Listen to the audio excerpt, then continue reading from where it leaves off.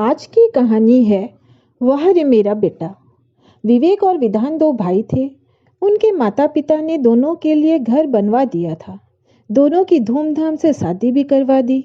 उनके पिता के रहने तक सब कुछ ठीक चल रहा था। सभी खुश थे। अचानक एक दिन उनके पिता को दिल का दौरा पड़ा और पिताजी चल बसे। विवेक जो कि बड़ा भाई था, उसका नौकरी विदेश में लग गया। विवेक अपनी माँ को अपने साथ लेकर नहीं जाना चाहता था। विधान की पत्नी भी विधान से लड़ाई करने लगी कि वह भी अकेले उसके माँ की देखभाल नहीं कर सकती। माँ को कौन रखे? इस बात को लेकर विवेक और विधान के बीच रोज झगड़े होने लगे। माँ चुपके सब सुनती और बहुत रोती। उसकी तबीयत भी बिगड़ने लगी। माँ ने फैसला किया कि वह किसी के ऊपर बोझ बनकर नहीं रहेगी। उसने सारी जायदाद बच्चों के नाम किया और घर से निकल पड़ी। लेकिन वह जाएगी कहाँ?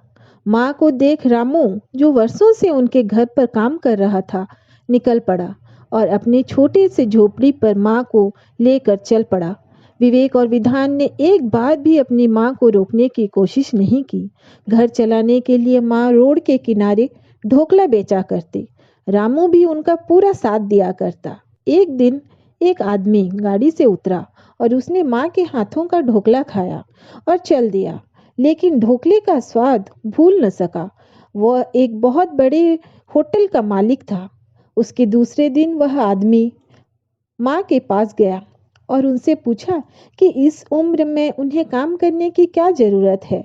माँ अपनी आप बीती उसे सुनाती है।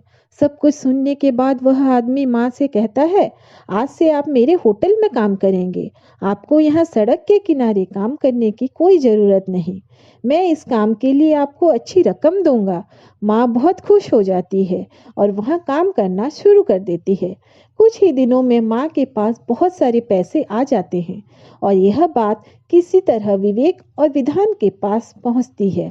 विवेक और विधान पैसों की लालच की वजह से माँ के पास पहुंच जाते हैं और माँ के सामने गिड़गिड़ाते हैं कि वह घर लौट चले। लेकिन माँ कहती है, मुझे पता है तुम्हें मुझसे प्यार नहीं, मेरे पैसों से प्यार है। मैं तुम पर बोझ नहीं बनूंगी। इस रामू ने मुझे तब सहारा दिया जब मेरे पैदा किए हुए बच्चों ने मेरा साथ छोड़ दिया और कहा, वाह रे मेरे बेटे, ऐसे बेटे होने से अच्छा है कि मैं निसंतान होती।